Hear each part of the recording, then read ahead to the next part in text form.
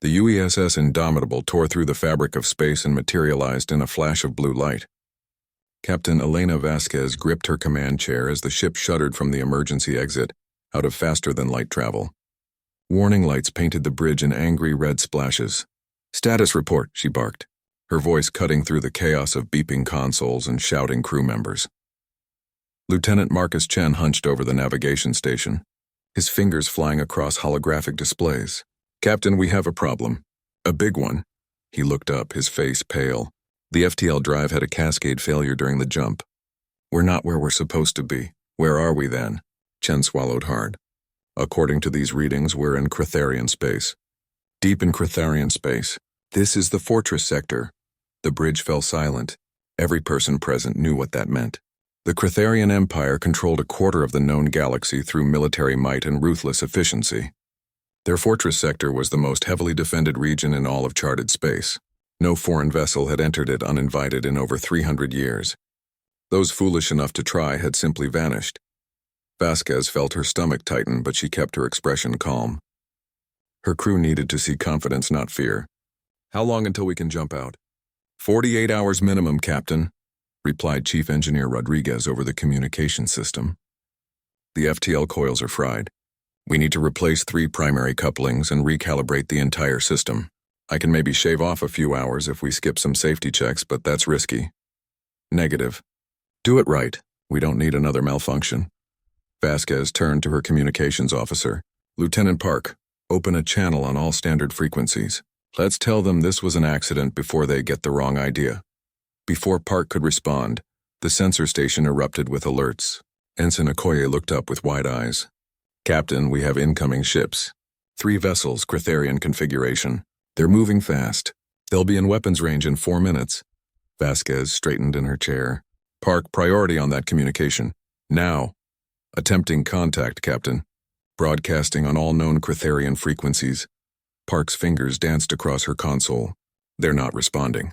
"Wait, they're hailing us, but it's in a dialect our translator doesn't have in the database. The computer is trying to parse it, but it's coming out garbled. Keep trying. Show them we're attempting to communicate. Okoye, put the patrol ships on screen." The main view screen flickered to life, showing 3 angular warships accelerating toward them. They were smaller than the Indomitable, but their hulls bristled with weapons.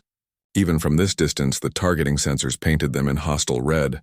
"Captain, they're charging weapons," Okoye reported, her voice steady despite the tension. "Missile locks detected. They're preparing to fire." Vasquez made a decision. "Raise shields. Weapons remain cold. I repeat, do not activate weapon systems. We are not starting a war today." "Shields at maximum," confirmed the tactical officer. "Point defense systems on automatic." "Captain, I'm getting fragments of their transmission," Park called out. "The translator is making progress, but it's rough. Something about trespassing? Surrender? The syntax isn't matching our database properly." The Cretharian patrol ships opened fire without warning. Missiles streaked across the void, leaving trails of propellant in their wake. Energy beams lanced through space, converging on the Indomitable's position. The human crew braced for impact. The shields absorbed the attack without even flickering. The missiles that got close enough were intercepted by automated point defense systems, exploding in brilliant flashes hundreds of meters from the hull. Not a single shot reached the ship's armor. "Shields holding at 99.8%, tactical reported, almost sounding surprised. "No damage." The Cretharian ship ceased fire, apparently as shocked as the human crew was calm. Vasquez could imagine the confusion on their bridges. They had just unleashed what they probably considered overwhelming force, and their target hadn't even bothered to return fire. "Captain, should we respond?" asked Tactical. "Negative. Continue holding fire." "Park, any progress on communications?" "I think I have it now, Captain." The translator needed more sample data. "Patching you through." Vasquez cleared her throat and spoke carefully, knowing every word would be analyzed. "Cretharian vessels, this is Captain Elena Vasquez of the United Earth exploratory ship Indomitable. We have experienced a critical navigation failure. Our presence in your territory is unintentional. We mean no harm and request permission to complete repairs and depart peacefully." The response came back in stilted but understandable English. "Human vessel, you have violated sacred space. This sector is forbidden to outsiders. Your weapons are formidable. You will be destroyed." Before Vasquez could respond, the 3 patrol ships attacked again, this time with even more intensity. They coordinated their fire, trying to overwhelm a single point on the shields. The Indomitable's defensive systems worked overtime, filling space with interceptor fire and deflecting energy beams with precisely angled shield harmonics. "They're really trying," Chen muttered. "Don't they see it's not working?" "They're scared," Vasquez said quietly. "We just appeared in their most secure sector and their weapons aren't doing anything. From their perspective, we're an existential threat." She raised her voice. "Maintain defensive posture only. Show them we're not aggressive." The attack continued for another 2 minutes before the Cretharian ships finally stopped, their weapons likely running low on power. They maintained their position, circling the Indomitable like wolves around a bear they couldn't hurt but didn't dare let escape. "Captain, they're transmitting again," Park said. "It's on a different frequency. Tighter beam. I think they're calling for reinforcements." Okoye confirmed it seconds later. Long-range sensors show massive energy signatures at the edge of the system. Multiple ships jumping in, dozens of them, maybe more. Vasquez felt the weight of command settling on her shoulders. In 48 hours they could leave. But would the Cretharians give them 48 hours? And what would Earth Command say when they learned a single human vessel had triggered an international incident with one of the galaxy's major powers? "Rodriguez, how fast can you work?" she asked over the intercom. "I'm already cutting every corner I safely can, Captain. My team is working triple time. Make it quadruple time. I have a feeling we're going to need that FTL drive sooner rather than later." Vasquez turned to her first officer. "Commander Williams, set condition 2 throughout the ship. I want all departments ready for anything, and get me a direct line to Earth Command. They need to know what's happening." Williams nodded and moved to carry out the orders. The bridge crew worked with practiced efficiency, each person focused on their task. But Vasquez could feel the tension in the air. They were deep in hostile territory, vastly outnumbered and stuck until the repairs were complete. The view screen showed the 3 patrol ships maintaining their distance, waiting. And somewhere beyond the edge of the system, a fleet was gathering. Vasquez had wanted a quiet patrol mission. Instead, she had accidentally triggered what might become the biggest crisis in human-alien relations since first contact. She settled into her command chair and watched the tactical display. The next 48 hours would determine whether humanity was seen as a peaceful species that made an honest mistake, or an aggressive invader that needed to be stopped at any cost. The waiting began. Emperor Zalvik sat upon his throne in the Grand Chamber, his scaled hands gripping the armrests so tightly that his claws left marks in the ancient metal. Around him his advisors argued in raised voices, their usual composure shattered by the news from the fortress sector. "Impossible," declared General Thurok. His crest flared in agitation. "No ship can withstand a coordinated assault from 3 patrol vessels without taking damage. The sensors must be wrong." Admiral Corinth stepped forward holding a data tablet. "I have reviewed the combat footage myself, Emperor. The sensors were functioning perfectly. The human vessel's shields did not even fluctuate. Our weapons had 0 effect." The chamber fell silent. Zalvik studied the footage on the main display screen. He watched the patrol ships fire everything they had at the massive human vessel. He watched the missiles explode harmlessly against invisible barriers. He watched energy beams scatter and dissipate like rain on stone, and most disturbing of all, he watched the human ship simply drift through space, not even bothering to return fire. "What does this mean?" Zalvik asked quietly. "It means," said High Counselor Varix, her voice grave, "that we have gravely underestimated humanity. For decades, we have dismissed them as newcomers to galactic society, traders and explorers, not warriors. This footage suggests otherwise." Admiral Corinth nodded in agreement. "The humans have been in the galactic community for 50 years. In that time, they have never shown aggression toward any species. They trade fairly, honor their agreements, and avoid conflicts.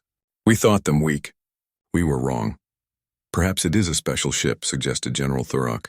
"A prototype or a unique vessel. We should not assume all human ships possess such capabilities." "Can we afford to assume they do not?" Varix countered. "This ship appeared in our most secure sector through what they claim is an accident.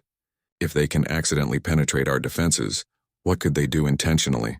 Emperor Zalvik stood, his crimson robes flowing around him. "Admiral Corinth, I want the 5th Fleet mobilized immediately. Every available ship. Surround this human vessel and demand its surrender. If it refuses, destroy it. The entire Fifth Fleet, my Emperor. That is 120 warships. Did you not just tell me that 3 ships accomplished nothing? Then we will use 120. Show the humans that the Cratharian Empire is not to be trifled with. Corinth bowed deeply. It will be done, Emperor. The fleet will assemble within 6 hours. Meanwhile, aboard the Indomitable, Captain Vasquez stood in the communications room with Lieutenant Park. They had been trying to establish proper diplomatic contact with the Cratharians for 3 hours with limited success. The translation software keeps improving, Park explained, highlighting sections of text on her screen. But there are still gaps. Their language has contextual meanings based on social rank and military status.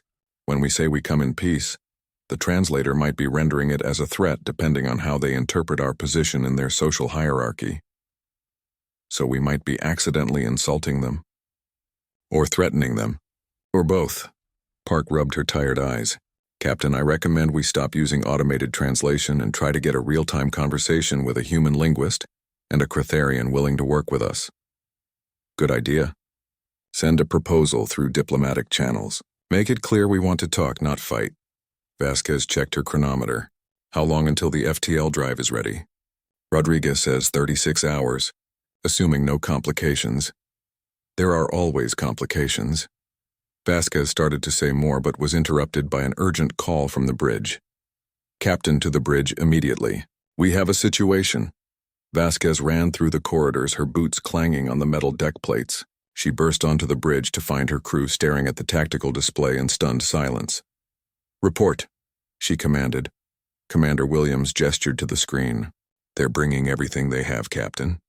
Long-range sensors show 120 warships entering the system. They're taking up formation around us. We're going to be completely surrounded in about 90 minutes.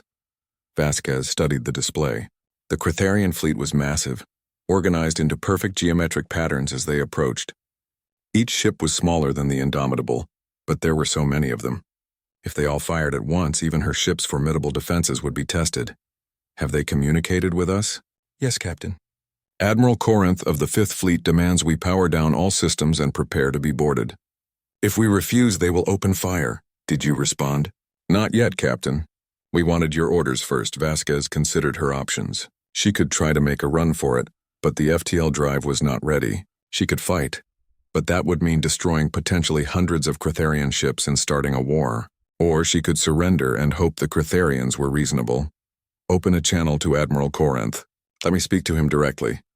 After a moment, the view screen showed a Cratharian in ornate military armor. His scales were dark blue, almost black, and his eyes were the color of amber. He looked at Vasquez with an expression that might have been curiosity, or might have been contempt. I am Admiral Corinth of the Fifth Fleet. You will surrender immediately. Admiral, I am Captain Elena Vasquez.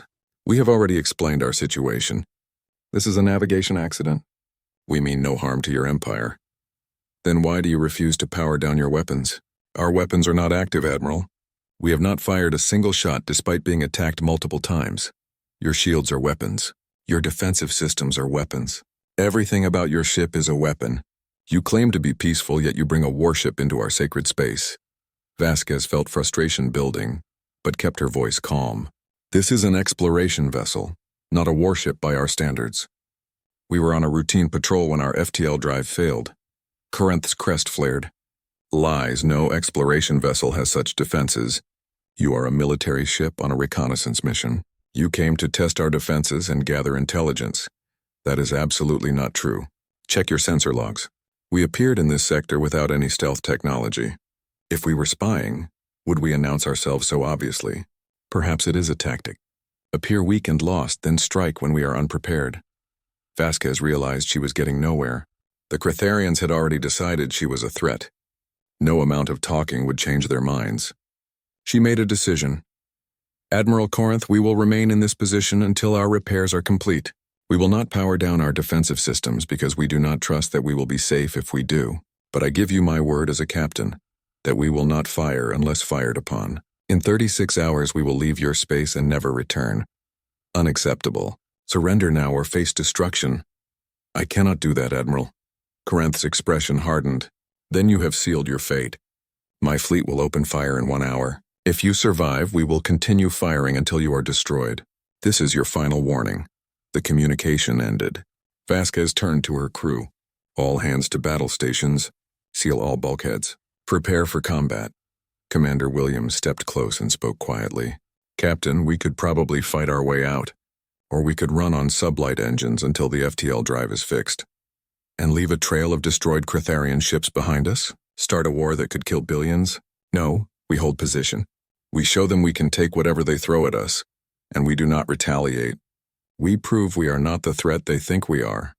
And if they don't stop firing, they will. Eventually. When they realize they cannot win, they will talk." Vasquez hoped she was right. She was betting everything on Cretharian rationality. The hour passed slowly. The crew worked in tense silence, checking and rechecking every system. The Cretharian fleet completed its encirclement, forming a perfect sphere around the Indomitable with the human ship at the exact center. When the deadline arrived, Admiral Corinth's voice echoed through the ship on all frequencies. "Human vessel, this is your last chance. Surrender or die." Vasquez took a deep breath and responded, "We will not surrender. Do what you must." 120 warships opened fire simultaneously. Space itself seemed to burn as thousands of weapons discharged at once. The firestorm converged on the lonely human vessel floating in the dark, and the galaxy held its breath. The bridge of the Indomitable shook as thousands of weapons struck the shields at once. Alarms wailed through the corridors and damage control teams rushed to their stations. But Captain Vasquez remained seated, her hands steady on the armrests of her command chair, watching the tactical display with focused intensity. "Shield status," she called over the noise. "Holding at 82%, Tactical reported. The distributed fire pattern is spreading the damage evenly across all shield sections. Point defense systems are operating at maximum efficiency. No penetrations. How long can we sustain this level of attack? Conservatively? Hours, Captain. Maybe days if we rotate shield frequencies and give the generators time to cool." Vasquez nodded. The Indomitable had been built to survive. Human engineering philosophy focused on defense and endurance. While other species built ships that could hit hard but had fragile hulls, humanity built vessels that could take unbelievable punishment and keep functioning. The Cretharians were about to learn this the hard way. The bombardment continued for 5 minutes that felt like hours. Energy beams crisscrossed the void, creating a web of destruction around the human ship. Missiles exploded against the shields in cascading waves. Kinetic projectiles, traveling at significant fractions of light speed, impacted with the force of small nuclear weapons. And through it all, the Indomitable endured. On the bridge of the Cretharian flagship Eternal Victory, Admiral Corinth watched his tactical displays with growing disbelief. His weapons officers were reporting impossible data. Admiral target shields are holding at 76%. No significant degradation detected. "How can this be?" Corinth demanded. "We are using enough firepower to sterilize a planetary surface. One ship cannot withstand this." "The data does not lie, Admiral. Their shield technology is far beyond ours, and their point defense systems are intercepting 98% of our missile salvos before they even reach the shields." Corinth felt a cold fear settling in his stomach. If the humans could build one ship like this, how many more did they have? What had the Cretharian Empire provoked by attacking them? Aboard the Indomitable, Vasquez made her decision. She had proven they could take the punishment. Now she needed to show the Cretharians that continuing this fight was pointless. Activate full electronic warfare suite. Target all hostile vessels. I want every one of their sensors scrambled and every communication channel jammed. Show them what we can do. Lieutenant Park's fingers flew across her console. EW suite active. Transmitting on all frequencies. Deploying countermeasures. Across the Cretharian fleet, chaos erupted. Sensor screens went blank or showed false data. Targeting computers locked onto phantom contacts. Communication systems filled with static and noise. Officers shouted conflicting reports as their ships went effectively blind and deaf. On the Eternal Victory, Corinth gripped his command station as his crew struggled to regain control of their systems. "What is happening?" he demanded. "Electronic warfare, Admiral. The human ship is jamming everything. We cannot target them. We cannot even see them clearly. Switch to backup systems. Use optical tracking if you must. We are trying, Admiral, but they are jamming those frequencies too. Their systems are more sophisticated than anything we have encountered. As if to prove the point even further, the Indomitable's point defense systems kicked into a higher gear. The invisible barrier around the ship became visible as thousands of interceptor rounds and energy pulses created a sphere of light. Nothing could penetrate it. Every missile, every torpedo, every projectile was destroyed exactly 50 kilometers from the human vessel. It was not just defense. It was a demonstration of absolute control over the battlefield. Then the Indomitable moved. Without warning and without any visible buildup of energy, the massive battleship vanished from the center of the Cretharian formation and reappeared 100,000 kilometers away. The jump was instantaneous and precise, something that should have been impossible for a ship of that size. FTL jumps required enormous energy buildups that could be detected minutes in advance. Short-range tactical jumps were theoretical at best. The humans had just done the impossible. Corinth stared at the empty space where the human ship had been. His sensor operators scrambled to locate it, fighting against the electronic warfare that still clouded their systems. Found them, Admiral. They jumped outside our formation. They are maintaining position 100,000 kilometers to our galactic north. How did they do that? Our sensors detected no energy buildup, no gravity distortion, nothing. I do not know, Admiral. The power requirements for such a maneuver should be beyond any known reactor technology. Yet they did it as easily as we might fire a thruster. The communication system crackled to life, and Captain Vasquez's voice echoed through every Cretharian ship simultaneously. The humans had cut through their jamming of their own communications as if it was not even there. Admiral Corinth, we have endured your attack without suffering any real damage. We have demonstrated that we can blind your fleet and move at will. We have shown you that we could destroy every ship here if we chose to do so, but we have not fired a single offensive weapon. We do not want to fight you. We want to leave peacefully. This is your chance to end this without further bloodshed. Do not pursue us. Let us go. Corinth looked at his tactical displays. His fleet was in disarray, their sensors compromised, their weapons proven ineffective. The human ship sat beyond their formation like a predator that had chosen not to kill its prey. He knew what his duty demanded. The Cretharian Empire did not back down. It did not show weakness. It fought until victory or death, but he also knew a losing battle when he saw one. His ships could not hurt the humans, and the humans could apparently do whatever they wanted. Continuing the fight would only result in the destruction of his fleet and possibly trigger a war that the Cretharians could not win. He made his decision. All ships, cease fire, fall back to defensive positions. Do not pursue the human vessel. His second-in-command looked at him in shock. Admiral, the Emperor ordered us to destroy them or die trying. The Emperor ordered me to defend the Empire. I cannot defend it if my fleet is destroyed in a pointless battle. We have learned valuable intelligence today. The humans are far more powerful than we believed. That information is worth more than pride. Corinth opened a channel to the Indomitable. Captain Vasquez, this is Admiral Corinth. We will not pursue you. Complete your repairs and leave our space. But know this, human. The Cretharian Empire will not forget this day. Your people have made a powerful impression. I hope it is the right impression, Admiral. We came in peace. We fought only to defend ourselves. Remember that when you make your report. The communication ended. Corinth watched as the human ship simply floated in space, waiting. Its shields were back to full strength. Its electronic warfare systems powered down, its weapons still cold. It had fought the most powerful fleet in the sector to a standstill without firing a shot. In the Imperial Palace, Emperor Zalvik received Admiral Corinth's report with a mixture of anger and fear. The footage showed everything. The useless bombardment, the electronic warfare that blinded an entire fleet, the impossible jump, and most damning, the human ship's complete restraint. They had not killed a single Cretharian despite having every opportunity and justification to do so. What does this mean for the Empire? Zalvik asked his advisors. High Counselor Varric spoke carefully. It means, Emperor, that we have been operating under false assumptions. We believed ourselves to be the dominant military power in this region of space. We are not. The humans have technology that surpasses ours by a significant margin, and they have been hiding it. Or we never asked the right questions, General Thurok suggested. The humans have never been aggressive. We assumed that meant they were weak. Perhaps they are simply peaceful, not helpless. As the Cretharian leadership debated, news of the engagement spread through the galactic communication networks.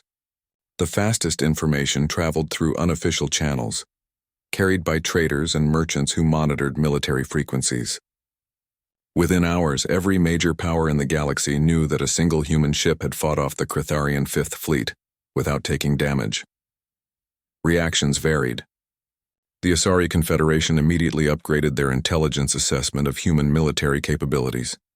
The Vorquan hegemony quietly withdrew several trade vessels from human space and began reviewing their defense agreements. The Telnari Union, always opportunistic, started drafting proposals for a military alliance with Earth. In living rooms and meeting halls across hundreds of worlds, people watched the battle footage and came to the same conclusion. Humanity was far more powerful than anyone had realized. And that changed everything. Aboard the Indomitable, Captain Vasquez received a priority message from Earth Command. Fleet Admiral Zhang's face appeared on her screen, his expression serious. "Captain Vasquez, you have triggered the biggest intelligence revelation in galactic history. Every species with a military is currently reassessing humanity's position. Some see opportunity, others see threat. I am sending reinforcements to escort you home. 3 more battleships are jumping to your location now. When you get back, we have a lot to discuss." The Galactic Council Chamber was designed to inspire awe. Located on the neutral station of Unity Prime, the massive circular room could hold representatives from all 147 member species. Today, every seat was filled. The emergency session had been called with unprecedented speed. Just 3 days after the incident in Cretharian space, Ambassador Chen walked into the chamber with measured steps, very aware of the thousands of eyes watching her. She was human, young by galactic standards and about to speak for her entire species in what might be the most important diplomatic moment in human history. Behind her, transmitted on holographic displays, the 4 human battleships maintained position at the edge of the system. A reminder that humanity was not defenseless. The council speaker, a Vorthani elder named Kelix, struck the ceremonial gong that called for silence. His 6 limbs gestured formally as he spoke in the translation-friendly, common language. This emergency session is called to address the incident in Cretharian space and the subsequent revelations about human military capabilities. Ambassador Chen of Earth, you have been summoned to explain your species' actions and intentions. Chen stepped onto the central platform that rose from the floor. Around her, the circular tiers of seats created an amphitheater effect with every species looking down at her. It was designed to make the speaker feel small and humble, but Chen stood tall. Honored representatives, thank you for this opportunity to address the council. 3 days ago, the UESS Indomitable experienced a navigation failure that brought it accidentally into Cretharian territory. What followed was a misunderstanding that escalated into military conflict through no desire of our own. A misunderstanding. The Cretharian representative stood, his scales flushed with anger. You invaded our most sacred sector with a warship of unprecedented power. You refused our lawful commands to surrender. You humiliated our finest fleet. And you call this a misunderstanding? Yes, Ambassador Kralis, because that is precisely what it was. We did not invade. We had a mechanical failure. We did not refuse reasonable commands. We refused to power down our defenses while being actively attacked. And we did not humiliate your fleet. We survived their attack while actively choosing not to retaliate. There is a significant difference. A Telnari representative spoke up, her voice carrying easily through the chamber. Ambassador Chen, the council must address a larger issue. Humanity has been part of the galactic community for 50 years. In that time, you have presented yourselves as peaceful explorers and traders. Yet now we discover you possess military technology that surpasses most galactic powers. Why did you hide this from us? Chen had prepared for this question. It was the obvious one, the one that every species would ask. We did not hide anything, Ambassador. We simply did not advertise. When humanity first joined the galactic community, we reviewed the histories of the various species we encountered. We saw empires built on military conquest. We saw wars that consumed entire sectors. We saw species that measured their worth by their ability to dominate others. And we decided that we would not participate in that pattern. She activated a holographic display that showed a human dreadnought rotating slowly above the platform. It was enormous, dwarfing even the largest Cretharian battleship.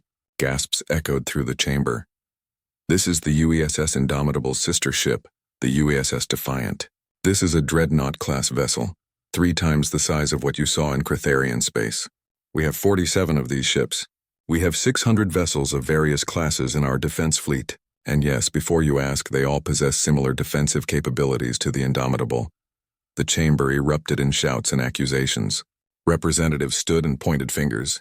Some demanded humanity be sanctioned. Others called for immediate military action. Still others proposed alliances and trade agreements. The speaker struck the gong repeatedly, trying to restore order. Chen waited patiently.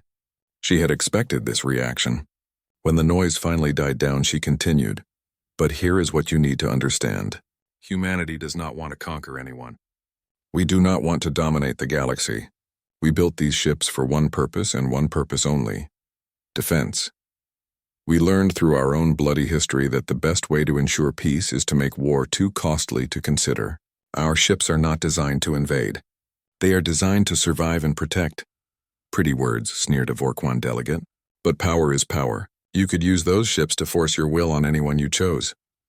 We could, Chen agreed calmly. Just as you could use your ships to attack smaller species. Just as the Cretharians could use their military to bully their neighbors. Just as any species with weapons could choose violence over diplomacy. But you do not judge a species by what they could do. You judge them by what they actually do. And what has humanity actually done? She pulled up a data display showing 50 years of human interactions with galactic civilization, trade agreements honored, diplomatic disputes resolved peacefully, aid missions to disaster-stricken worlds, research collaborations, cultural exchanges, not a single act of military aggression. We have been exactly who we claim to be: peaceful, cooperative, interested in mutual prosperity. The only thing that changed is your perception. You assumed we were weak because we were peaceful. That assumption was your mistake, not our deception. In the private observation gallery, Admiral Corinth watched the proceedings with Emperor Zalvik beside him. The Cretharian leader had traveled to Unity Prime personally to witness this historic session. She speaks well, Zalvik admitted quietly, and she is not wrong. We did assume their peaceful nature meant weakness. What troubles me, Emperor, is what else we may have assumed incorrectly, Corinth replied. If we were wrong about human military strength, what else might we be wrong about? Their industrial capacity. Their population. Their scientific advancement. Zalvik nodded slowly. I have been thinking the same thing. We have been so focused on maintaining our position as the dominant military power that we never considered someone might achieve dominance through entirely different means. Back in the main chamber, a representative from the Asari Confederation stood. She was one of the more moderate voices on the council. Ambassador Chen, I believe I speak for many here when I say we are reassessing our understanding of humanity, but this raises difficult questions. If your defensive capabilities are as formidable as demonstrated, what prevents you from expanding your influence? What guarantees can you offer that you will not become the very thing you claim to oppose? Chen smiled. This was the question she had been waiting for. I can offer no guarantee except our history and our character, but I can propose something better than guarantees. I can propose partnership. She activated a new display, showing technical schematics and diplomatic frameworks. Humanity is prepared to offer our defensive technology to any species that wishes to join a mutual defense network. Not a military alliance, not an empire, a true partnership where each member maintains sovereignty, but commits to the common defense of all members. We will share our shield technology, our point defense systems, our electronic warfare capabilities. In return, we ask only that member species commit to peaceful resolution of disputes and come to each other's aid if attacked by outside forces. The chamber fell silent as representatives processed this offer. It was unprecedented. Species did not share their most advanced military technology. It gave away their primary advantage. Why would you do this? Asked the Telnari ambassador, suspicion clear in her voice. What do you gain? Peace, Chen answered simply. If everyone has strong defenses, wars become pointless.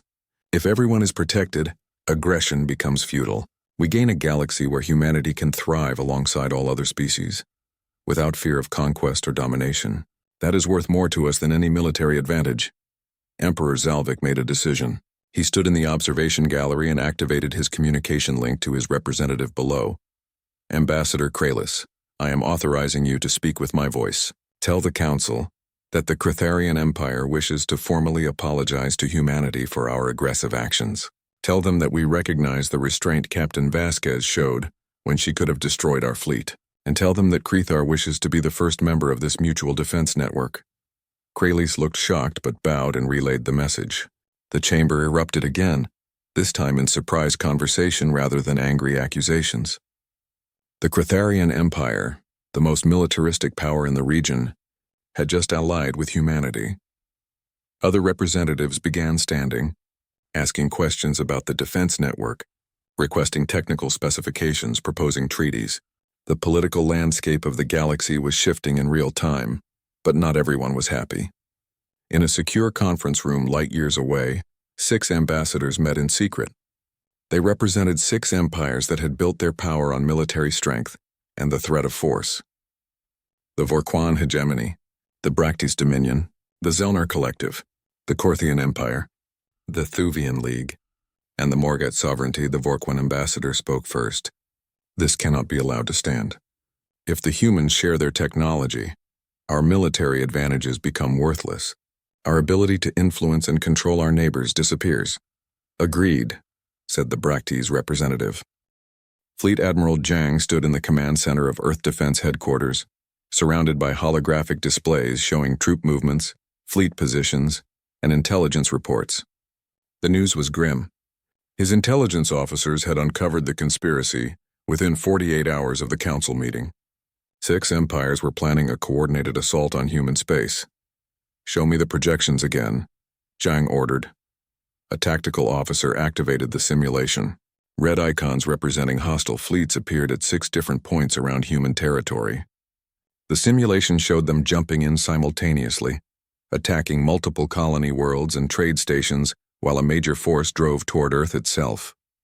Even with humanity's defensive advantages, the sheer number of attackers would result in massive casualties. Estimated losses?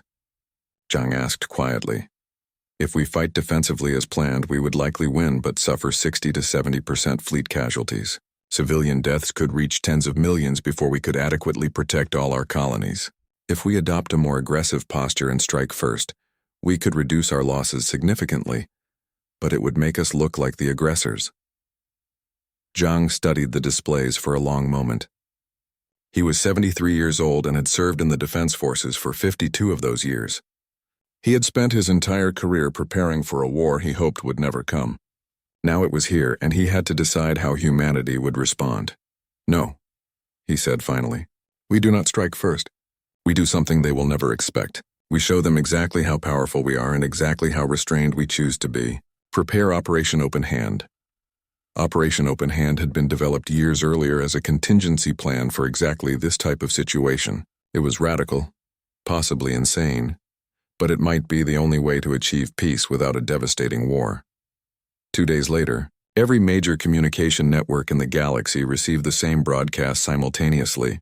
Fleet Admiral Zhang appeared on screens across hundreds of worlds, wearing his full dress uniform with his medals and insignia clearly visible.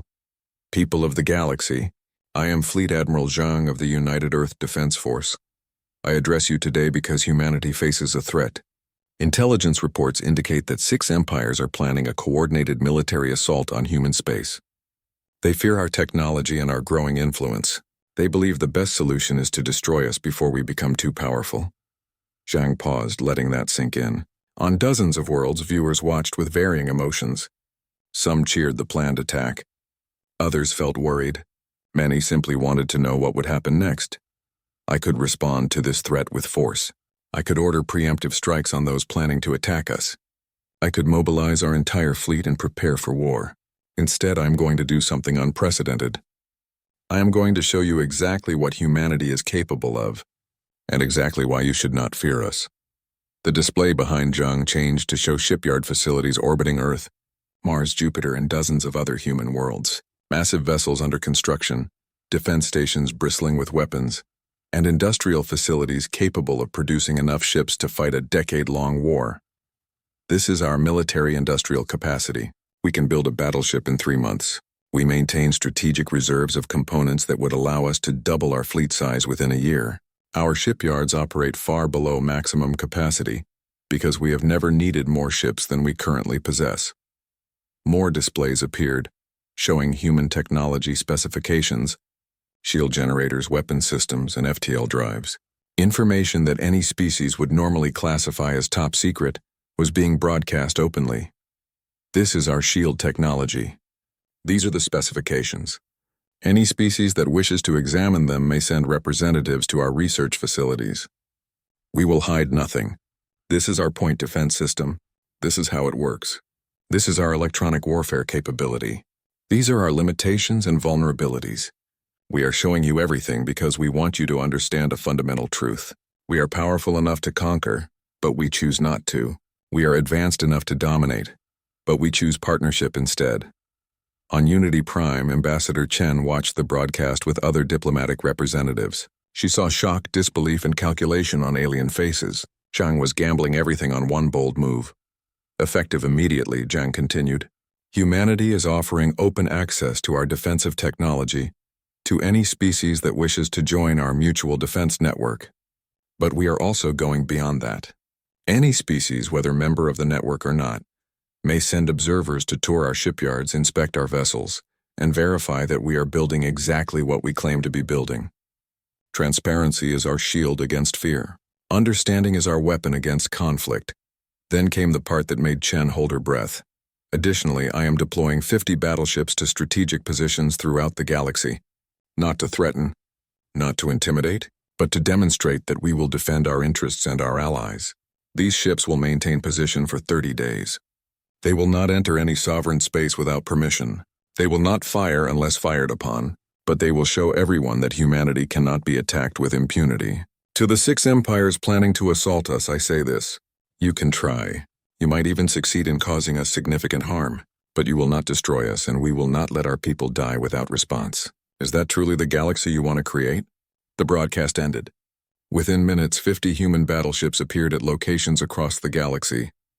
They did exactly what Zhang promised, maintaining position in neutral space but visible to every major power. They were a reminder, a promise, and a warning. On Vorthia Prime, the Vorquan High Command held an emergency meeting. Admiral Zethix pulled up tactical analyses of human fleet positions. They know, he stated flatly.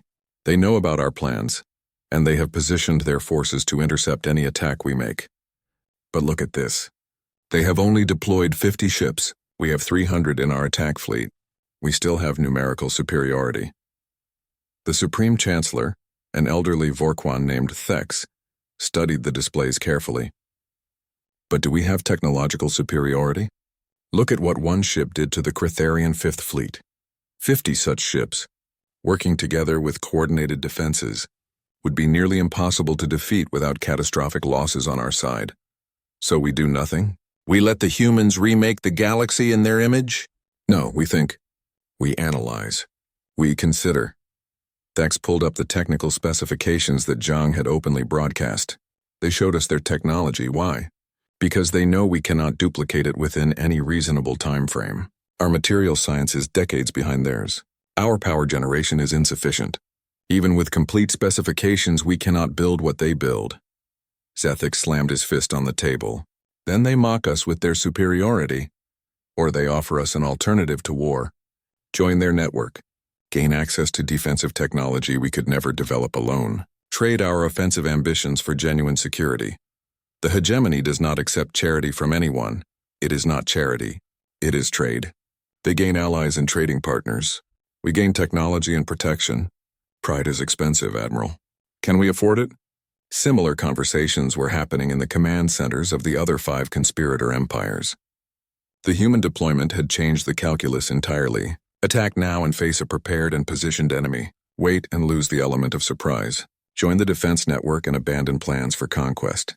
Each option had costs. Emperor Zalvik made his own move. He traveled personally to human space with Admiral Corinth, accepting an invitation to tour the UESS Indomitable and meet Captain Vasquez face-to-face. The meeting took place in the captain's ready room, a small office that seemed almost humble compared to Critharian command chambers. Captain Vasquez, Zalvik greeted her formally. We meet at last under better circumstances. Emperor Zalvik. Admiral Corinth. Welcome aboard. I hope this visit demonstrates that we truly mean no harm to your people. They talked for hours. Corinth asked technical questions about human ships and defenses. Vasquez answered honestly, holding back only information that might actively help someone attack humanity. They discussed military philosophy, the nature of power, and the responsibility that came with possessing overwhelming force. Your admiral, Chang, said something in his broadcast that resonated with me, Salvik admitted.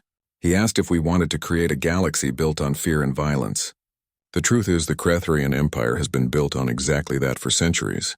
We conquered our neighbors. We intimidated anyone who might challenge us. We measured our success by how much territory we controlled and how many species feared us. And now? Vasquez asked. And now I wonder what we might have achieved if we had built partnerships instead of an empire. If we had spent our resources on advancement rather than conquest. Your people joined the galaxy only 50 years ago, yet you have technology that surpasses ours. Perhaps there is a lesson in that. Corinth spoke up. Captain, I will admit I was wrong about you and your ship. When you refused to return fire, I thought it was weakness. Now I understand it was strength. True strength is not destroying your enemy when you can.